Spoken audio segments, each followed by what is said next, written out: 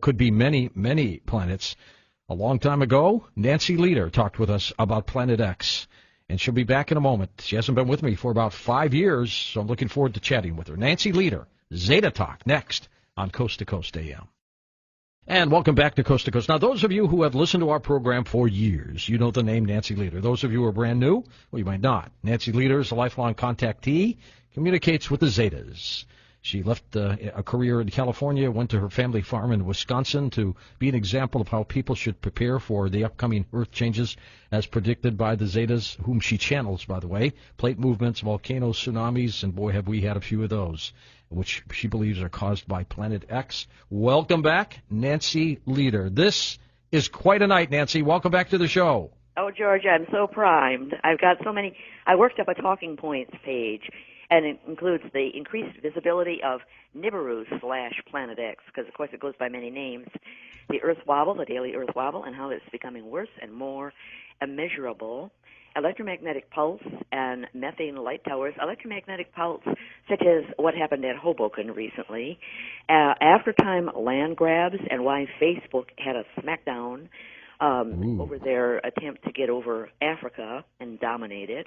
The multi-pronged approach to admitting that Nibiru is in our inner solar system, and conscious contact is on the increase. And we've got that link for you that you sent us. It's already set up at coasttocoastam.com. Yes, it is. I highly recommend, because I got all these photos and images. Right. Where do you want to start? Well, first of all, I want to congratulate you and thank you. And let me tell you why.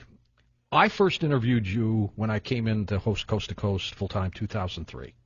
And we channeled the Zetas. Do you still do that, by the way?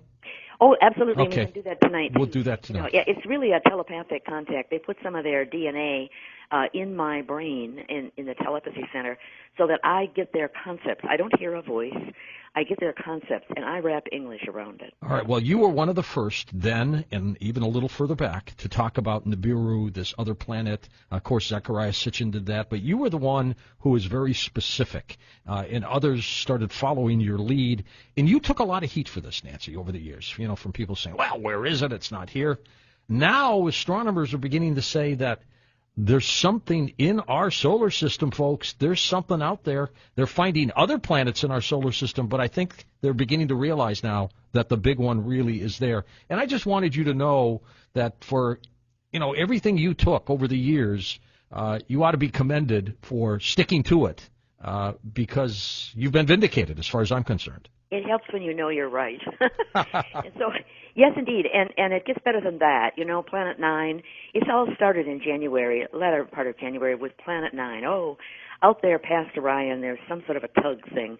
Well, guess where the aphelion of Planet 9 is? Right at the lower part of Orion's bow.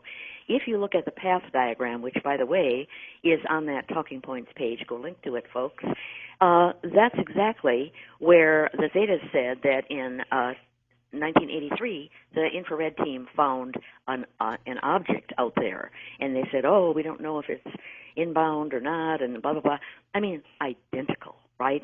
So that's how accurate the Zetas are. They put the path up where people should look, and we did. We had teams going out, 2001, 2, 3, and they found it, on the, they took the star charts, they did CCD images, they did infrared, they went to observatories, and they tracked it according to the Zeta's coordinates. This was, in 2001 to 2003, and then in the spring of 2003. It was close enough that people took photos of it coming inbound, crossed the Earth's orbit, and went closer to the sun, preparing to pass the sun, and at that point got lost in the glare, and things changed, became more difficult to see. People saw brilliant double sunrises and double sunsets on occasion. If they used filters that filtered only for red spectrum light, they could see the complex, but, it was tricky. You have to take the insert from a floppy disk, and they sometimes saw the moon swirls, which are like long tubes. This passing planet, Nibiru, is about 4 times larger than Earth, 23 times as massive, and it has multiple moons, at least 2 dozen, that trail behind it, and they form long tubes because they get in a dance with each other, and that the sunlight ricochets down that tube and comes out like a flashlight pointing toward Earth. And on occasion, people say, oh, bright orbs, around the sun. And even so bright, they would pull over on the highway and try to take pictures. But other than that, it was hard to see because it's so shrouded in red dust. Right. Now we have the multi-pronged approach. The first thing that happened is Planet 9. And then in it's coming, and there was... Now, characteristic of this whole year is various astronomers are popping up with stuff. They act like bumbling idiots. Oh, maybe it's this, maybe it's that. Why couldn't we see it before?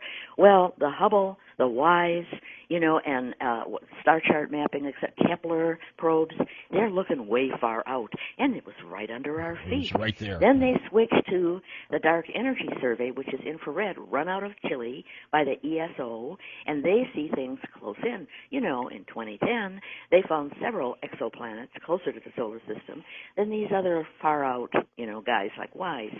Oh, okay, that explains it. Then we had the retrograde issue, because if you look at the Zeta Talk chart issued in 1997, the Nibiru goes into a retrograde orbit as it gets closer in, and they said, well, now we have Niku. Oh, guess what? There's this little rock thing, trans-Neptune, and it's in a retrograde orbit, and it's in the inner solar system. Then they have the business about, the Zetas said, way out there is a dead binary sun of our star, our sun, and that's included because Lund University came up with saying, well, maybe Planet 9 is in this weird orbit because another sun stole it from our solar system. So now we've got the binaries under discussion. It's all coming out. We are poised at this point to say that Nibiru is parked next to the sun, just where the Zeta said it would be, and they're going to find it on the Dark Energy Survey, which they're going over the older charts, saying, wait a minute, there's an exoplanet, 2003, right next to the sun. And we're ready for that, and it could happen today. Why the shroud of secrecy, Nancy? Why does that continue? Well, Reagan, according to the Zetas, Reagan in way back when, time of 1981, in 1983 actually, they said, issued some executive orders saying, we've discovered, that Nibiru really exists and it's close enough that it's inbound, right? Don't anybody talk about that. People will panic. They'll stop paying their mortgage. They'll move away from the coastline. The houses will be thrown back on the banks. There'll be chaos and rioting and insanity. They can't handle it. We can handle the truth, but they can't, right? So he issued this executive order saying it's hush-hush, and plenty of astronomers lost their lives trying to get the truth out, including Harrington, he was a naval astronomer. He went to New Zealand. He said, I'm going to look for it, I'm going to tell the public, and boop, he was dead. So, and in addition, Reagan wrote an executive order, don't talk about the alien presence. Don't tell people. They can't handle it. We can handle it, but they can't. Well, now there's so many contactees. According to the Zetas, over half of mankind has given the call and is chatting with aliens, and they know the truth. Down deep in their subconscious, they know the truth. So what the aliens have done is, rather than force an admission, they've gone bottom up and talked directly to the people.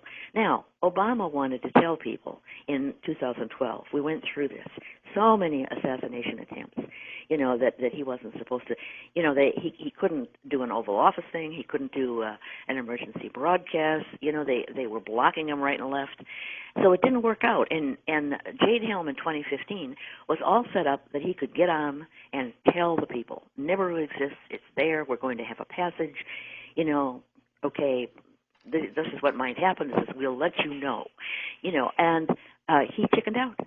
We got all the way to September of 2015. Jade Helm ended, and Dunford got disgusted and took over. And we are in a silent military coup. That's my understanding. Nancy, to the new folks who do not know what Nibiru is, would you tell them what this is? Yeah, it's a planet that has a very odd orbit. It actually goes past both suns, where most planets, as you're aware, go around and around and around. They find a spot and they don't crash into each other.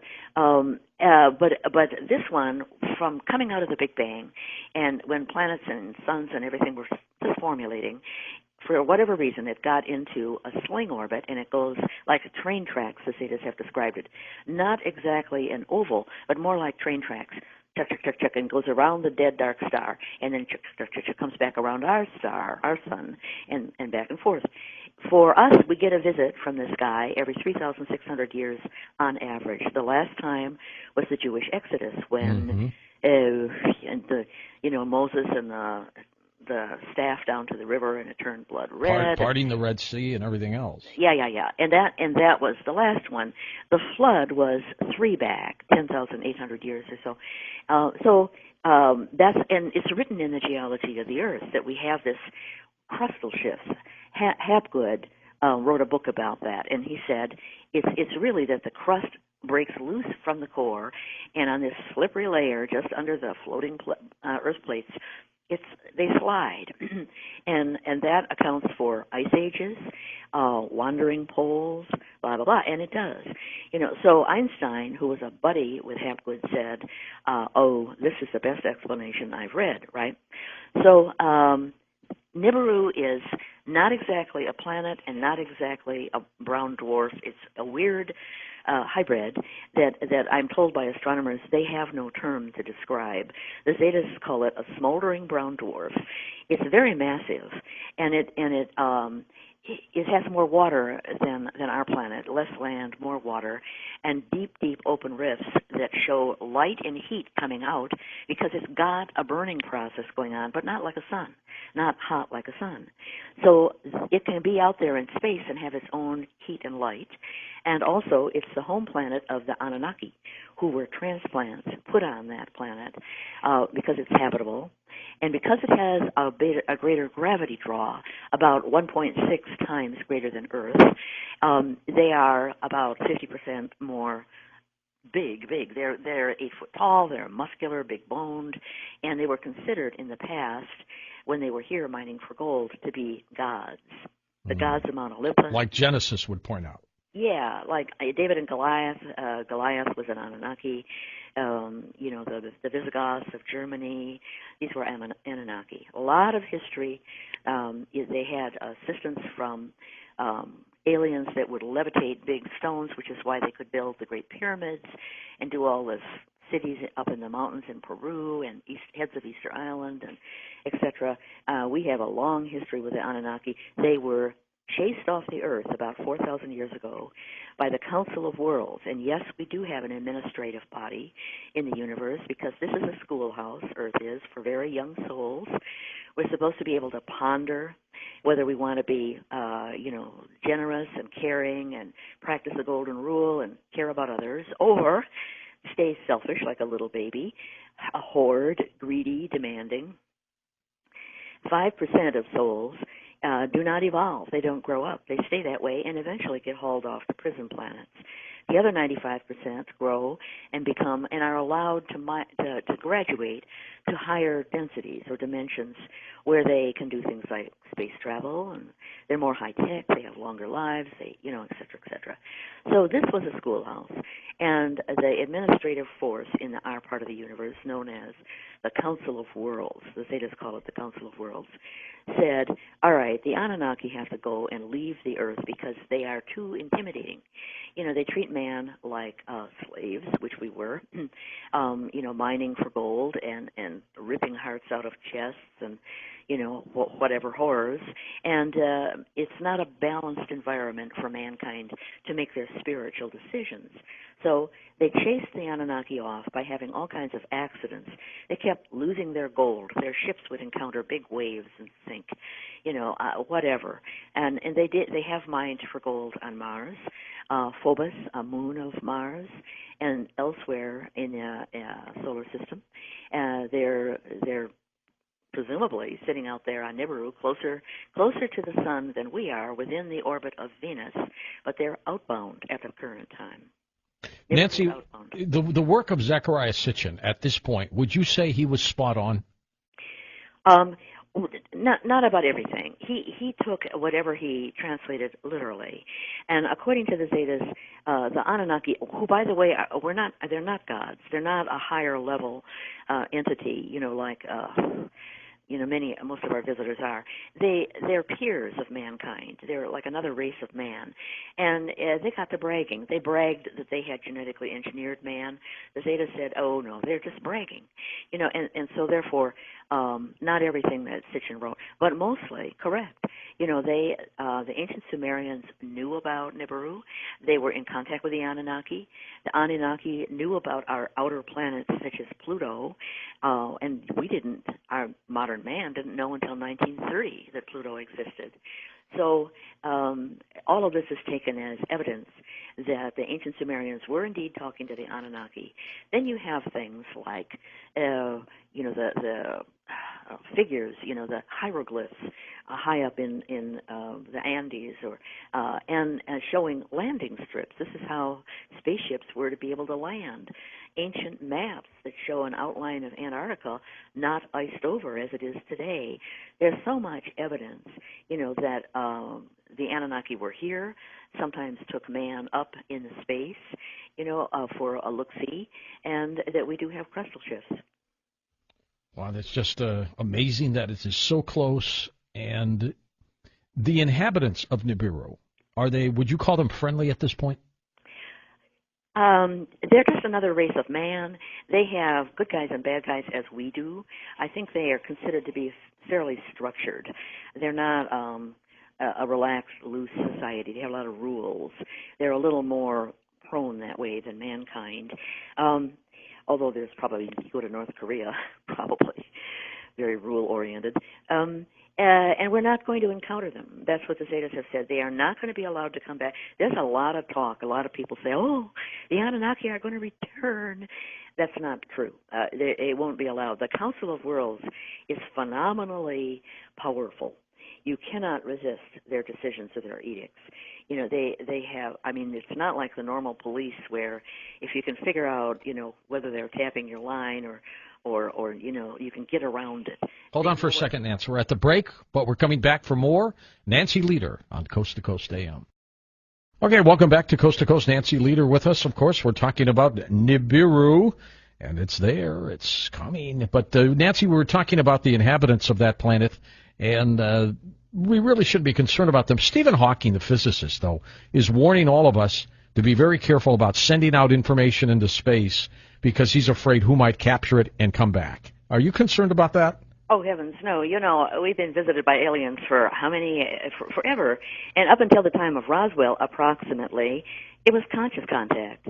The Vedas have people describe, the book from India have people describing what they saw, the weird aliens, and they wwere able to chat, in the Bible where we have angels, floating up, and they seem to have a halo on. According to the Zetas, that was humans being drawn up, teleported up to spaceships.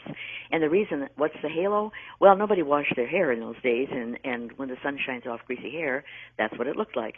So for a long time, we've been, and all this stuff about sending something out in space, well, they've been capturing that all along, and there are rules about contact. Humans are in control. This is the deal. It's like we're in the playground at school, kindergarten, and they can hover around the outside of the fence and say, "Psst, little boy, come over here," that type of thing. But if a human gives what's called the call, they desire counseling. They want, sometimes it can be curiosity or prayer or the Ouija board or just wondering, and you've given the call. And depending on the nature of your call, if you're really selfish and you wish somebody harm or whatever, the bad guys come down and talk to you, like the little devil on your shoulder. And if you want to help other people, the good guys come down, and the little angel on the other shoulder. And it's psychological and it's counseling. Nothing we do in sending out in space is going to influence anything. And don't listen to Stephen Hawking. I don't think he's ever met an alien, and he's chicken. Just because you have a high IQ does not mean you have backbone. No, that is absolutely true. Let's talk a little bit about the Earth's wobble, and what's the significance of that? In 2004, after Nibiru arrived in 2003, it pushes, it's basically the way it's swinging past the sun. It's not straight up and down like our other planets, Mercury and Earth and the sun, with the North Pole up, South Pole down. It's kind of sideways and pointing its North Pole outbound toward the Earth. Well, when it does that, guess what part of the Earth gets a good shove? Our magnetic and geographic poles do not line up. the magnetic is offset a little bit. South Pole is over there by Tasmania, and the North Pole was up there in the Arctic somewhere, but now it's more like over Siberia. And when it comes around to where the crust side of the North Pole is apparent and vulnerable, it gets a shove from the North Pole of Nibiru. North poles of magnets do not like to touch, as anybody knows. You can't even get them. I don't care how strong you are. You try to get them to snap together. They do not. So we get a shove. And then there's a reverberating. It goes kind of around like a figure eight. If you were way up in space and looked down, you would see a figure eight being formed by the North Pole. It swings over to this way and then that way, and then it bounces back, and then, whoops, time for another shove. This happens daily. It's called a polar push when Nibiru is noon over the Pacific, etc. This is visible. You can see this. I recently got some email from people saying, guess what? I can see Nibiru in a webcam up in Alaska. And I went up there, and it was very puzzling because it's Selawik, which is like near Fairbanks, very clear skies. This is an airplane weather cam showing in all directions, but it was the cam looking north. I said, what? And it was at midnight. Then I realized what was going on. You are not supposed to be able to see the sun at midnight up there. It's supposed to be below the horizon, but because of the tilt of the earth during the wobble, there was the sun rising at midnight and setting again. Then, of course, come morning, it rises again in the east. But this is an example of the wobble. Another example is the Hyperions. This is a French site that whatever it is, that shows coordinates. It's an Earth Orientation Center website, and it shows where the North Pole is pointing out in space. Normally, because we're not exactly aligned, magnetic and geographic, there's a little bit of an offset, kind of a circle. That circle has been getting wider and wider and wider since 2013 till the present. So this is documented proof that we are leaning, to one side or the other. Another one is the jet stream. I have some examples on my Talking Points page, where normally over the North American continent, it swoops down like a V, comes in at Seattle, goes down toward Houston, goes up toward New England, and out. And living in Wisconsin, I used to joke that we get polar weather here because, in fact, that's the way the jet stream was pushing the air. And then it went loop-de-loop. Starting in 2005, etc., it was, vertical in the middle of the continent. It's all over the place. And recently, in 2016, there was a panic a couple months ago, and the news was saying, the jet stream has crossed the equator. We're in trouble. Horrible things are going to happen. They called it a global emergency because, this mapping from the satellites of where the jet stream swirls are was showing it went from the northern hemisphere down below to the southern and back. And they said, what does this mean? It means the wobble is getting worse. If it gets any worse, then what happens? You can have, when we go into the last weeks, which the Zetas have said run for 7.3 weeks, and thus the pole shift would never take mankind by surprise. But you can get a lot of flopping around. We currently, you can measure where it is by seeing where the sunrise is and the sunset is, what the time of dawn and sunset is. You can do this, if yourself, and people are doing this, and they say, boy, the sun never rose there before. That is way too far north or way too far south, and that kind of thing. But if you get into a severe wobble, a lot of sloshing in the ocean happens. The severe wobble would be flopping to the left and right and left and right, flopping back away, where the North Pole points away, like almost into 3 days of darkness, but very temporary, and the like. The water doesn't go with the land, and you can get wobble sloshing. Now, during the pole shift, the Zetas have predicted, which is going to be a 90-degree pole crustal shift. In other words, the North Pole will flop over to be where the equator is, and so will the current South Pole, and that far. They predicted 500-foot tides, 600 where there was tidal bore because of high land and the like. But for severe wobbles, they have said 200 and 300 feet. Now that's enough. Jeez, that's enough to wipe out east and west coasts. A lot of places. You go around the world to the cities that would be affected. It's not just Miami, New York City, L.A., it's Hong Kong, Sydney, Australia, London, Paris, Buenos Aires. You go everywhere would be affected. So this may happen. We're overdue for this kind of stuff. The administrative force in the universe wanted mankind to be aware of what's coming. They will not stop the pole shift. People say, "Oh, why won't they just stop it?" Well, they don't stop starvation, lightning, tornadoes, pedophilia. They don't stop this stuff now. It's this is our schoolhouse. We're supposed to rise to the occasion and help others. And if you don't have challenges, you don't have spiritual growth. If everybody's beautiful and they are disease-free, they have straight teeth, no genetic illness, diseases, and they're rescued all the time, what do you think you're going to have? A bunch of pampered, you don't have spiritual growth. Right. You have to have tribulation so people have opportunity to be heroes, to rise to the occasion or run away. So therefore, they're not going to stop the pole shift. But they have put the brakes on to give Obama a chance to inform the world, because everybody in the world is waiting and saying, well, if we come out and say Nibiru exists, the U.S. is going to say, oh, no.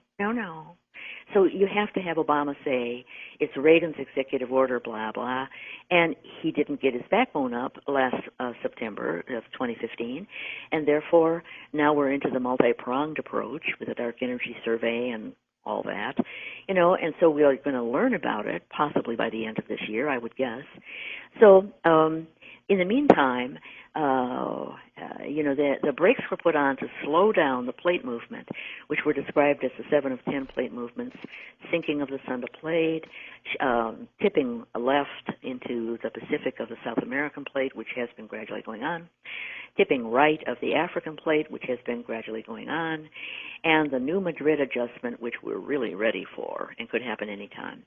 So the brakes have been lifted a little bit, and we may have a severe wobble depending on what the Council of Worlds decides, and I got to tell you, I'm not in the loop on that.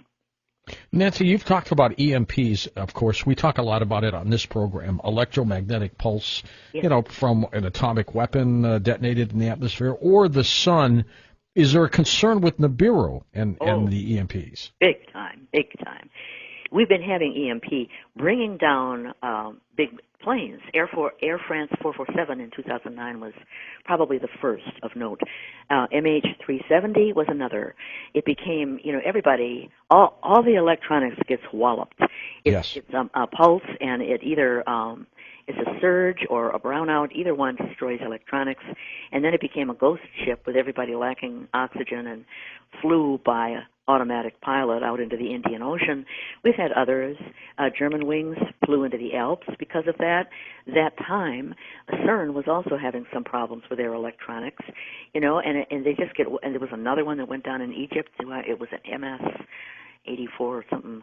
Anyway, that plane was flying right along the plate border of Africa, African plate, and went down, and you never hear the results unless they want to demonize the pilot. Oh, he was suicidal, or something like that. Well, a lot of electric trains on the East Coast, the most recent, Hoboken. Now, just look at it. When I saw the map of where Hoboken was, it's a terminal where these electric trains come in. They all line up like, 10 of them side by side, and all the wires, because these are electric trains, and they come in, and they have to have, it's not just one set of wires down the track, sitting right on the water of the river.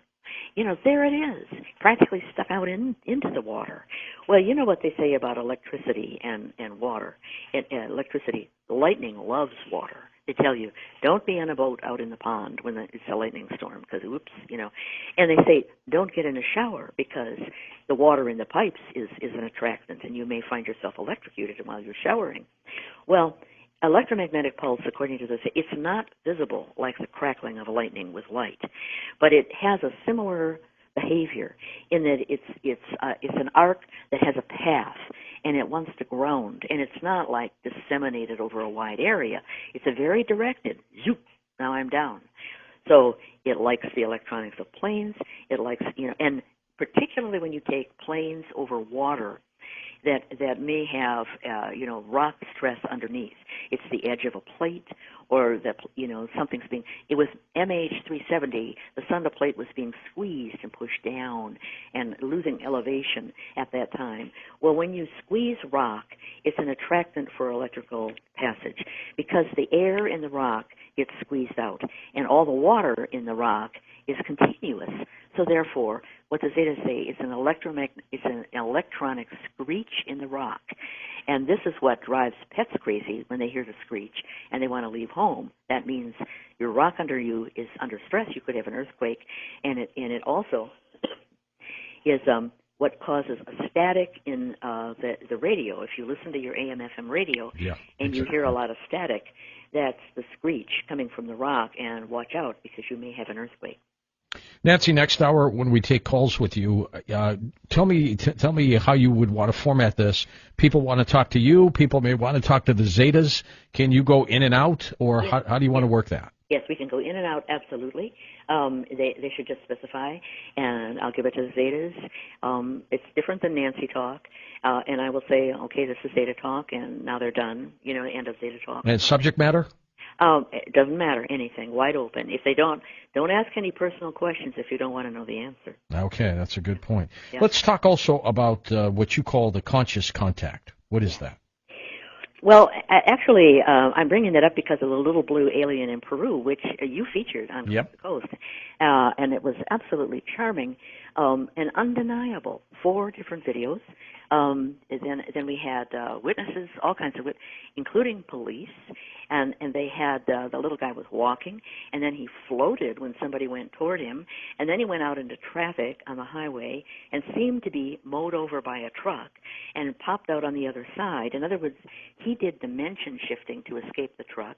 He could float himself up, which aliens can do, not mankind, but when you graduate up there, you can, and showing off all these real alien thingies, So I did a study. I did a newsletter feature on this where I've tracked, and you go back into, okay, they had drawings, or, we had the Skinny Bob video in 2011, 17 seconds of what was supposedly released during Roswell. It looked like a real alien.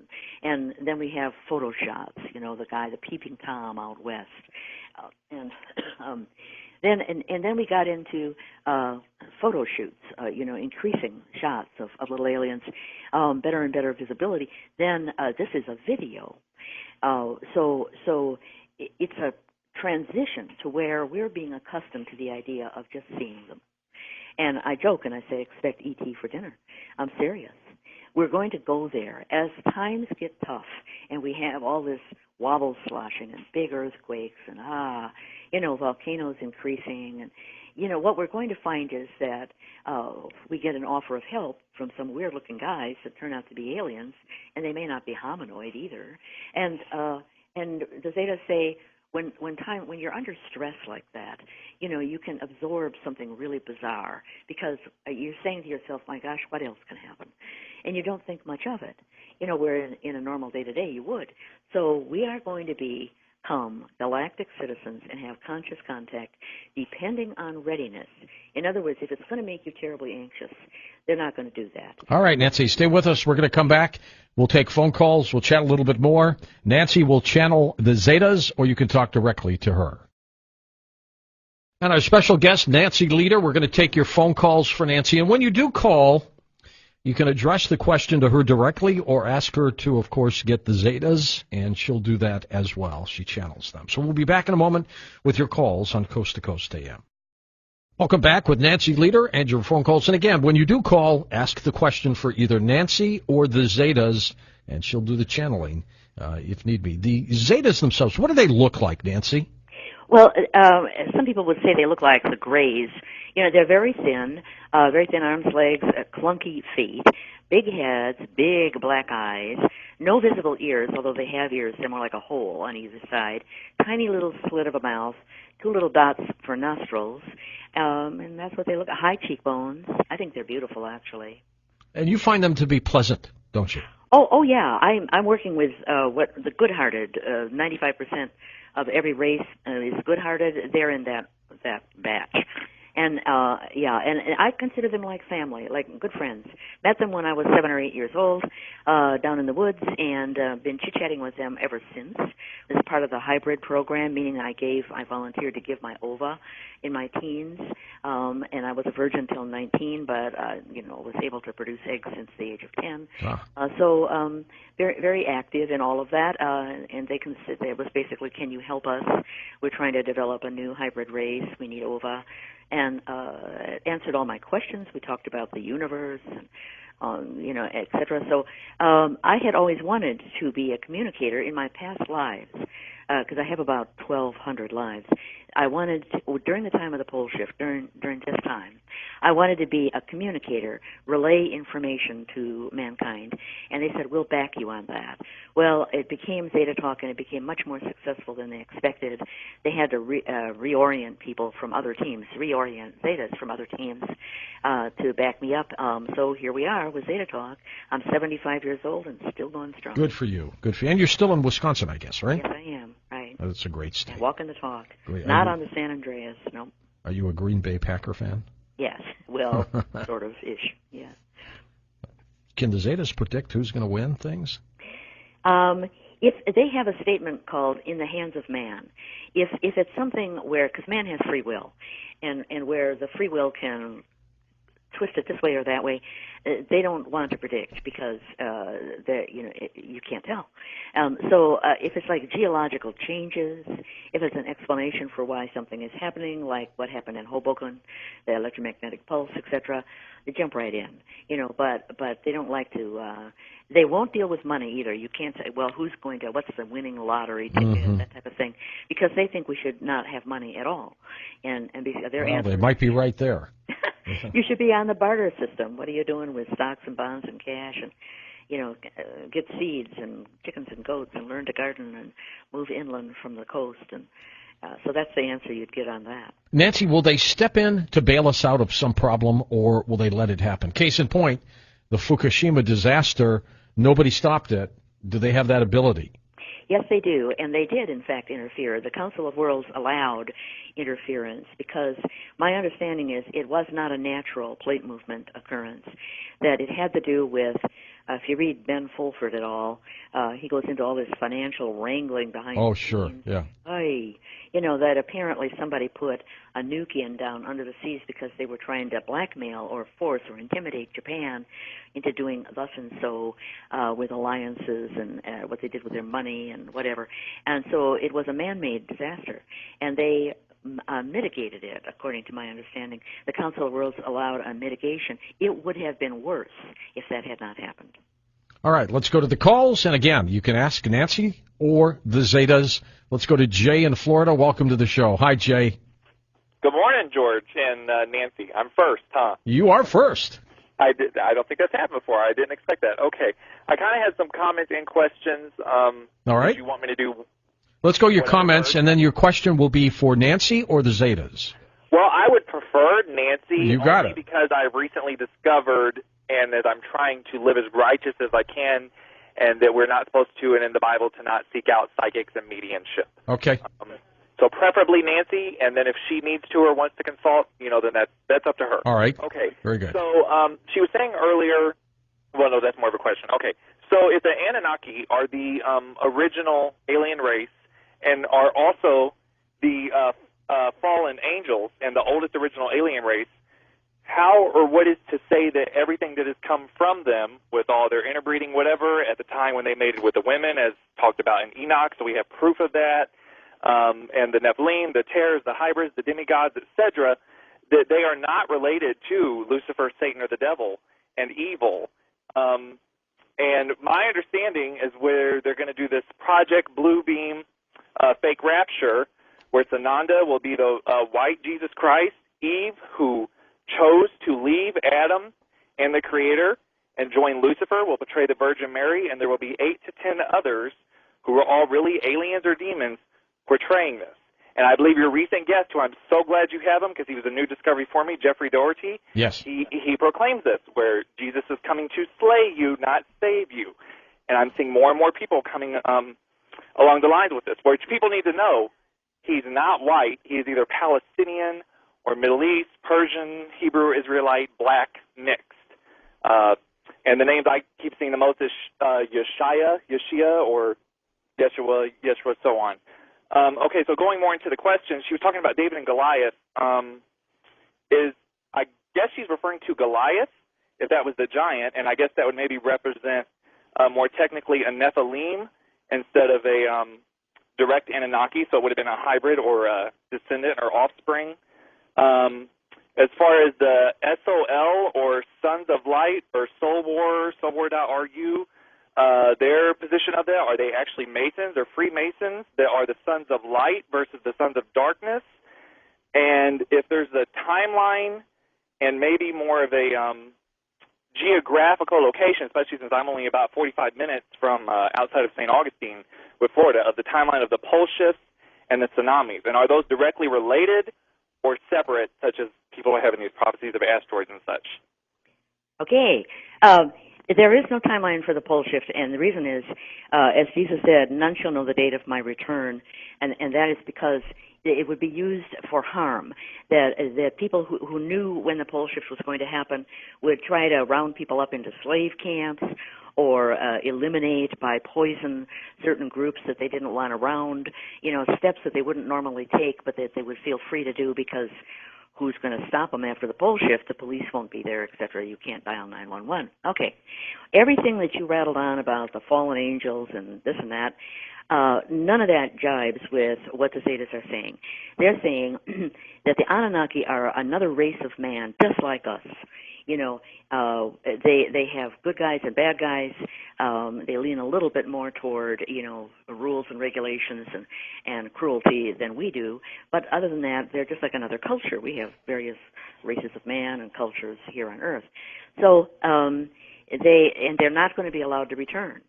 So all of that you have rattled on about does not jibe with Zeta Talk, nor will they do a one-on-one confirmation or rejection, and they decline to do that because people come forward and say, well, what about this? And we would have to say, well, that's not true, and this is partially true, and this is... So they don't do that. They say, unless another source can predict with great accuracy, as Zeta Talk can, they won't address it. In other words, Zeta Talk has predicted when Nibiru would come into the solar system. They've predicted the wobble. They've predicted... I could go on and on. So unless this other source, has that kind of accuracy of prediction, they don't get a comment from the Zetas. So that's my answer. Nancy, with the Zetas and their forthrightness in telling you, do they bring things forward, or do you have to ask? Well, it's supposed to be that I ask, but in other Zeta Talk has been written based on answers of questions posed to them. And it's somebody counted the pages and said you got 40,000 pages there, but by my count, it's more like 10,000 that are representing Zeta Talk. But that's 20 years, and we're prolific, so we just keep churning it out. So it's technically the answer to the call. Aliens cannot counsel humans unless the human requests. So therefore, someone asking a question is giving the call, and otherwise they can't intrude. In other words, they can't. People are not chosen to be contactee or chosen for roles or whatever. They volunteer. The human is always in control. Always? Yep. No deviation there? Nope. All right, good. And although there's a lot of disinfo about, and they dragged him away and thus and so, that's complete BS. Next up, let's go to Michelle in Green Bay, Wisconsin, your neck of the woods. Hi, Michelle, go ahead.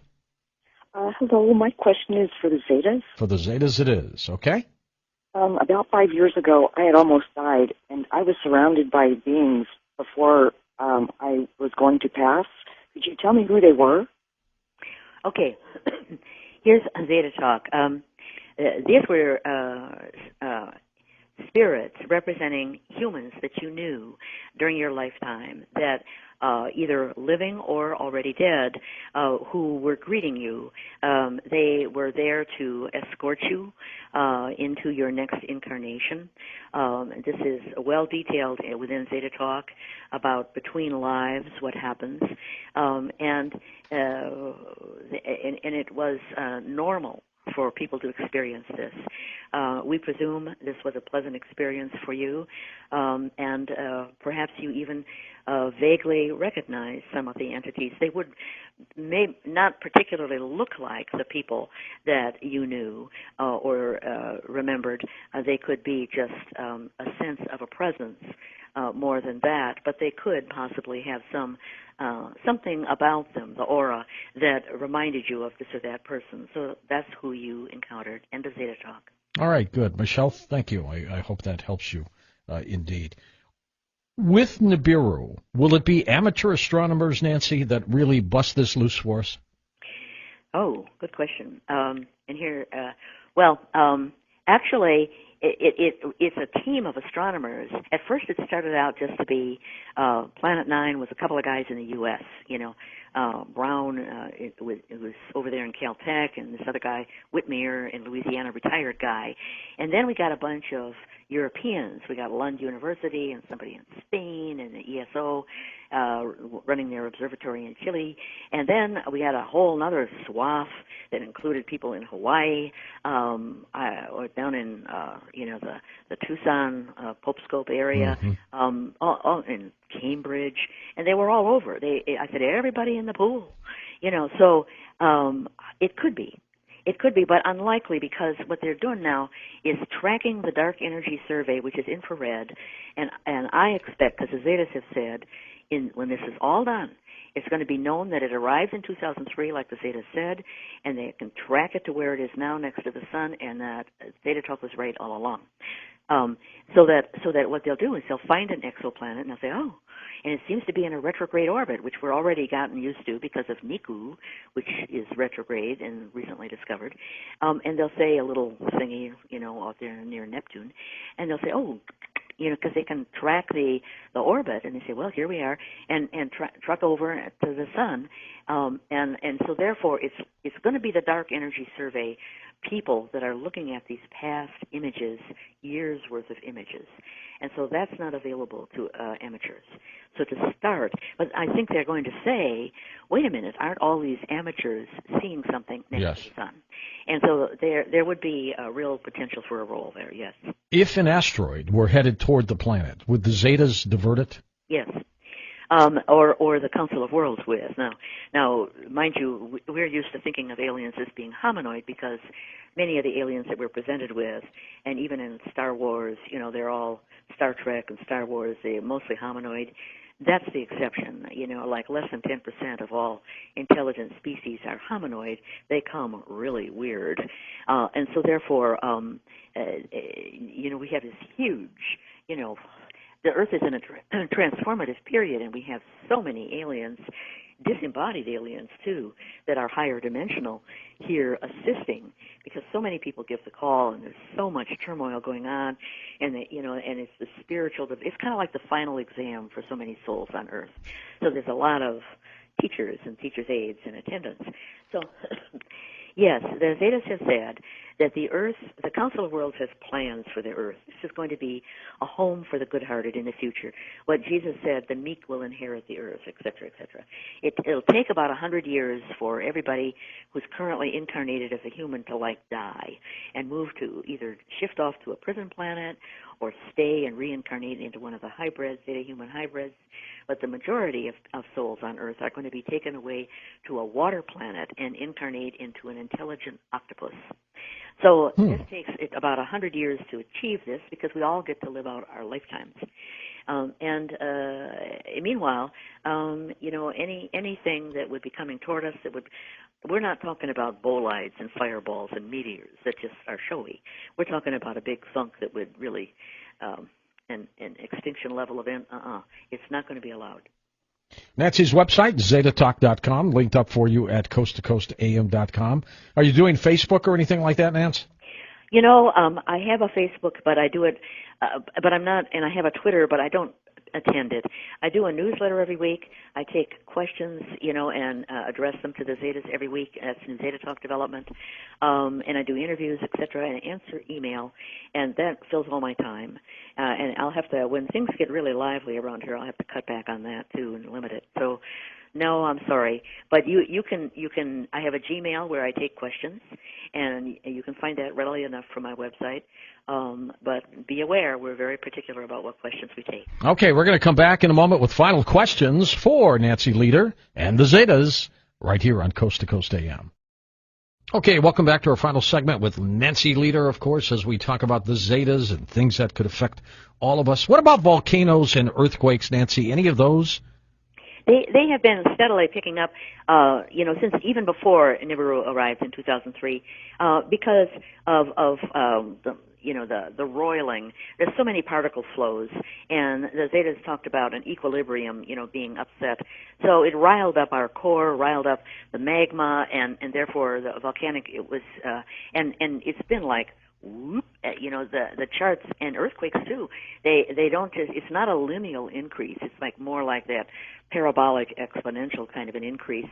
So yeah, and the Zetas have said that during the pole shift, every volcano that's been active in the last 10,000 years can be assumed to go off, be 100 miles away for safety from ash and fireballs burping and the like. So they said that Yellowstone will not become a supervolcano. The reason for that is the baffling of the rock layers, as we've had so much subduction coming in from the Pacific plates, pushing under the Rockies and the Sierras. This causes rock layers, so intersecting, and so that any magma coming up has to like baffle back and forth and back. It's like the mufflers on your car. It reduces the force, so it will just be a normal volcano. Yellowstone will. Okay, let's go back to the phones. Final segment. If you want to talk to the Zetas, just tell us. We go to Wayne in Chicago on Coast to Coast. Hey, Wayne, go ahead. Hey, George, thank you for a great show again. You are very welcome. It's absolutely fascinating. She sure I is. want to talk to her, not the Zetas. Okay. Quick questions. How exactly did they put their DNA in her? And can she explain this silent military coup? And the last question is, she says that like 95% of the people are going to be taken away to a planet to eventually become like octopus-like, but that contradicts what Christianity says about we will be judged, each human being, and those judged to be good will stay with the Lord and his angels forever. Mm-hmm. So, and we won't be octopuses. So can she kind of like explain that? Sure. Yeah, absolutely. Well, it takes more than one lifetime to, and judging goes on through tens of thousands of lifetimes, where generally speaking, it takes about 1,000 lifetimes to come to the decision, do you want to be good-hearted or do you want to remain selfish and controlling and, greedy or whatever. So it's only 5% that get hauled off the prison planets. Our Earth at the current time is about 30%, mature, graduated to good-hearted, and maybe 5% mature, graduated to staying mean and controlling, and they go off to prison planet. So that leaves what are we talking about? 65% or so that are still trying to sort it all out. They're not ready to graduate. They go to become octopuses, yes, it would contradict the Bible, not surprising, and the Quran and Buddha and anybody else, but it's the Zeta talk, and they're telling it straight, and take it or leave it. So there was another part of the question. He's talking about DNA and then a silent military coup. Yeah. The silent military coup. There was a lot of chatter about the chief of staff, the top guy on the Defense Department, had taken over last December, January, and people were saying credible sources. Now we're talking about, backroom rumors and murmuring, and nothing that hit the press, But it was about the time that Obama went off tangoing in Argentina, and when there was all kinds of stuff going on that it seemed inappropriate. He went dancing, and then there was talk about now Paul Ryan was really in charge. Well, he's a Speaker of the House.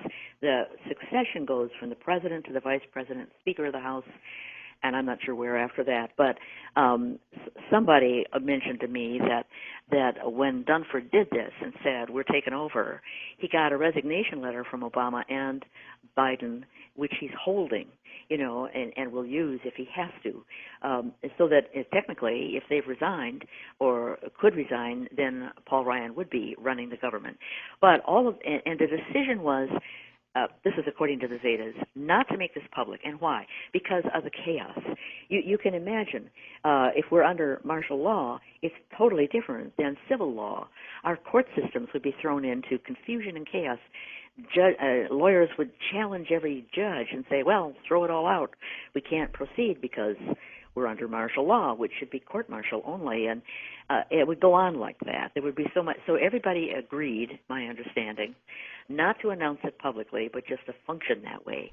So Dunford is running things, and Obama is a figurehead, as is Biden. That's my understanding. I have no solid proof. I just know that there was a lot of rumors, and the Zetas confirmed all that. Now, the other one was, how did they get the DNA into my head? They teleported it. Now, if you watch the Little Blue Alien videos, which are linked to from the Coast to Coast website, you can see that this little guy is out on the highway, and his truck comes right where he was, and you say, well, he's mush underneath the truck, and the truck goes by, and there he is, on the other side of the truck, not having been mowed down. He went into a different dimension. So they did that. They basically held my head in a clamp and pointed, and just teleported that little bit of DNA of theirs into a portion of my head. As I recall that, they asked me lots of questions. Do you feel nauseous? Do you have a headache? Can you, all this stuff. Do you feel like throwing up? And to make sure that they hadn't, that they got it in the right place, not in the wrong place. And after that, because I was still not aware of my contactee status, I was aware that I was more telepathic with humans. I would know who was calling before the phone would ring, and I would play games. I would say to total strangers at bus stops, think of something, and don't tell me what you're thinking of, and let me try to guess. And it would take me about a minute, and I was at least 50% accurate, and I would play in games like that. So I had no idea why, but later, when I was doing recall and became aware of my contactee status, the whole story of this thing with the DNA came out, and then I understood. Let us go next on our wild card line to Charles in Los Angeles. Charles, you're up. Go ahead. Thank you. Good morning. Morning to you. This is for Zeta, and I'll be quick. Okay. Yes. Many have said that the Sasquatch have the capability of going in and out of our dimension. Number one, is that true? If so, could you tell us what civilization they actually stem from? And do you think the spiritual changes are happening pretty quick? Okay, here's the Zetas. Bigfoot is not interdimensional. Bigfoot is more an early version of mankind. When we genetically engineered, when mankind was genetically engineered from the ape, etc., then this is one of the stages. So it's semi-human, you might say. It is incarnated by souls that are transplants from another world that wanted a time, an R&R, you might call it, a rest and relaxation, a time to contemplate and get closer to nature. They had run amok, and they wanted, a long vacation where they could be primitive and close to nature. So there are souls. They are incarnated, as is mankind, and they are protected from being harmed by man by a type of quarantine. This is why you don't find Bigfoot bodies, we don't have captures and the like, because they are protected, cloaked, so that men just don't see them when they're out there hunting with guns or whatever. There have been occasions when Bigfoot mated with humans. There have been Bigfoot hybrids. These are of record. Nancy has that in a newsletter at one point, documented cases. And they're not that dissimilar from mankind. So they are not interdimensional. They graduate in their own time frame, where mankind is graduating over the next 100 years to either be cycle around to become hybrids if they're good-hearted, or be taken away to prison planets if they're not, or to be taken away to be octopi. Bigfoot has their own time frame, and they are in general older souls than mankind. This is the end of Zeta Talk. Okay, next up, let's go to Isabella in Albuquerque, New Mexico. Hi, Isabella. Go ahead. My first question is for Nancy. Okay. Would the Zetas be able to tell me how someone or something had passed away? It's for you, Nancy.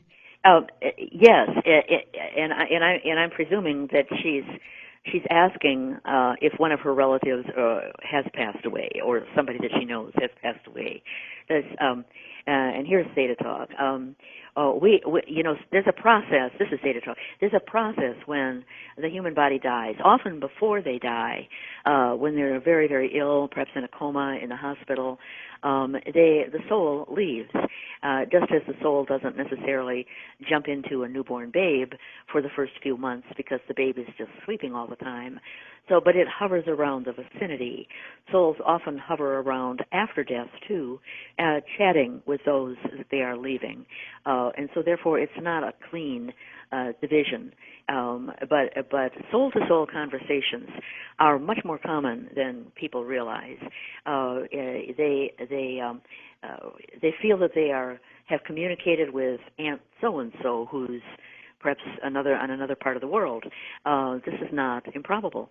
If two souls wish to speak to each other, they can touch, find each other, communicate, and then these souls update the brain of that body that's incarnated. So it's very common. We can interrogate souls more deliberately than humans can.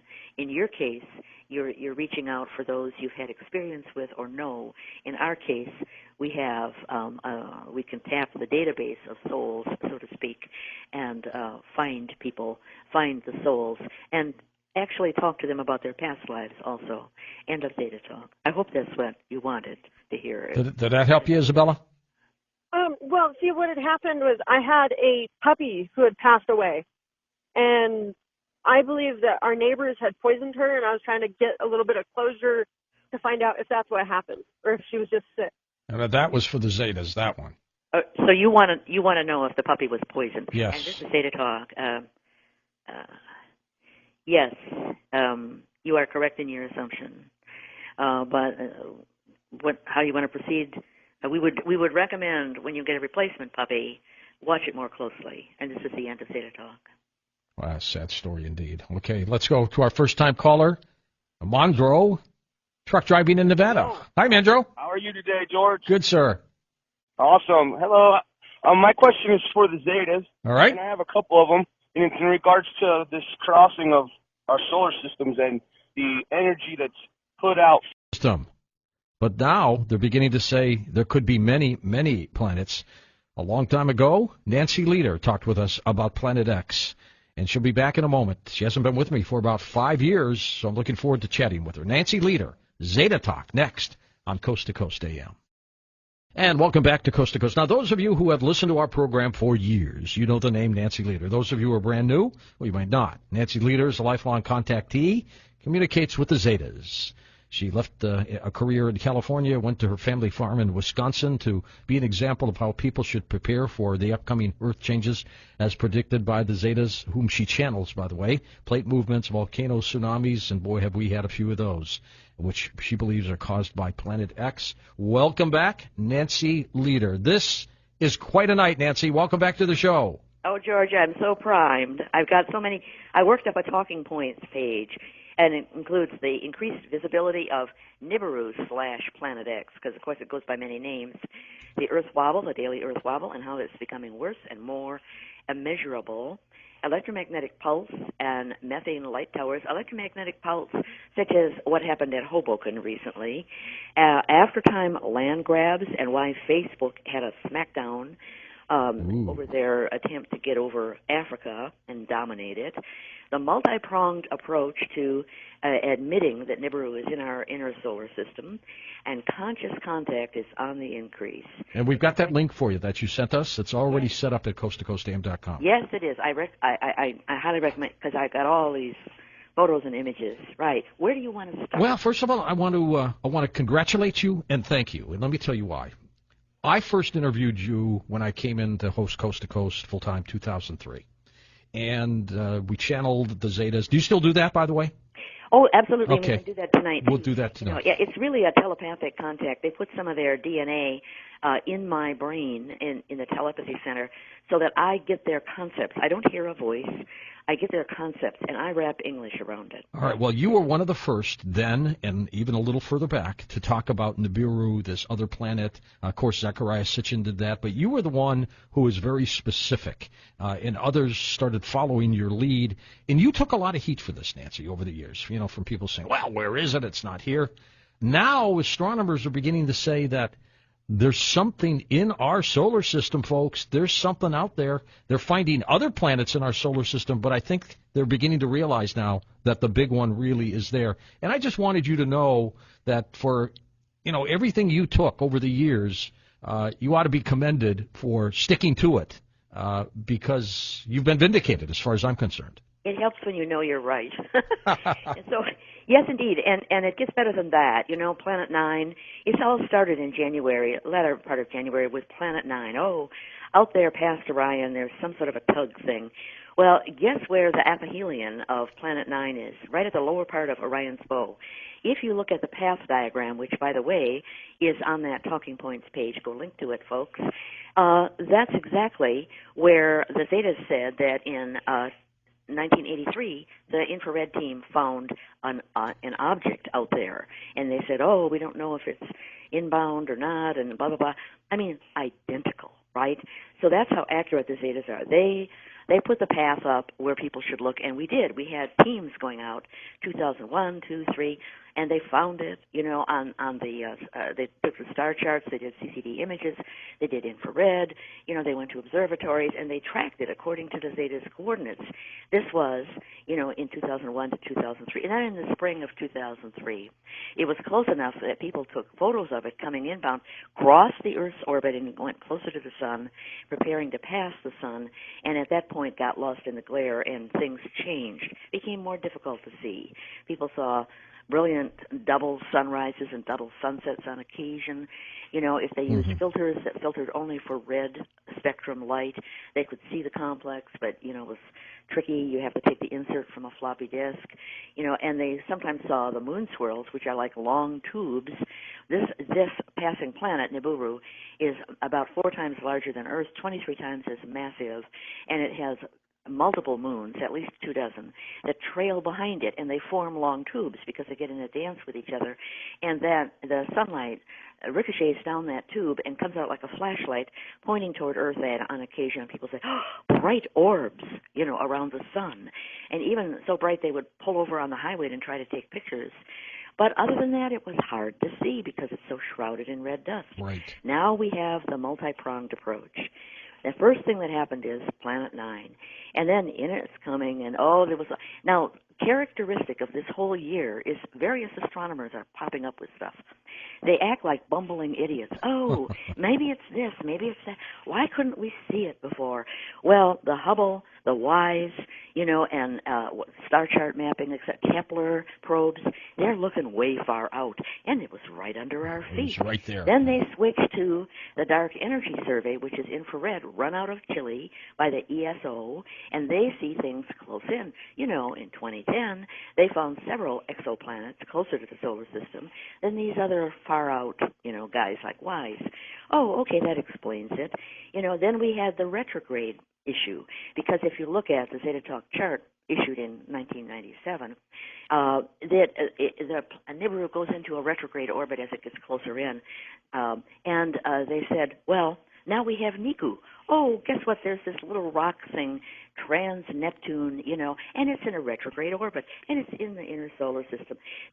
Then they have the business about, the Zetas said, way out there is a dead binary sun of our star, our sun, and and that's included because Lund University came up with saying, well, maybe Planet 9 is in this weird orbit because another sun stole it from our solar system. So now we've got the binaries under discussion.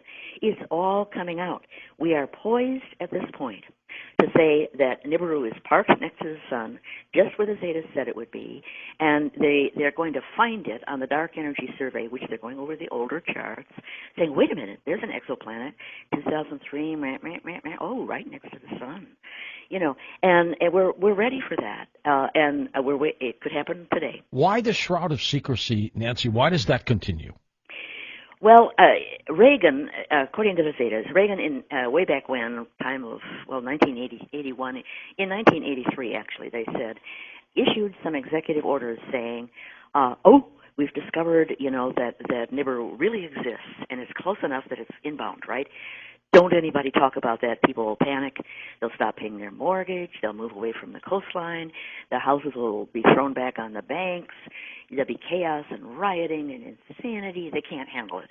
We can handle the truth, but they can't, right? So he issued this executive order saying it's hush-hush, and plenty of astronomers lost their lives trying to get the truth out, including Harrington, he was a naval astronomer. He went to New Zealand. He said, I'm going to look for it, I'm going to tell the public, and boop, he was dead. So, and in addition, Reagan wrote an executive order, don't talk about the alien presence. Don't tell people. They can't handle it. We can handle it, but they can't. Well, now there's so many contactees. According to the Zetas, over half of mankind has given the call and is chatting with aliens, and they know the truth. Down deep in their subconscious, they know the truth. So what the aliens have done is, rather than force an admission, they've gone bottom up and talked directly to the people. Now, Obama wanted to tell people in 2012, we went through this, so many assassination attempts, that he wasn't supposed to, he couldn't do an Oval Office thing, he couldn't do an emergency broadcast, they were blocking him right and left. So it didn't work out. And Jade Helm in 2015 was all set up that he could get on and tell the people, Nibiru exists, it's there, we're going to have a passage, okay, this is what might happen, we'll let you know, and he chickened out.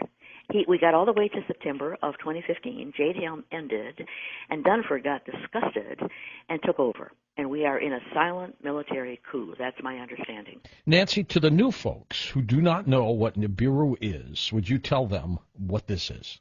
Yeah, it's a planet that has a very odd orbit. It actually goes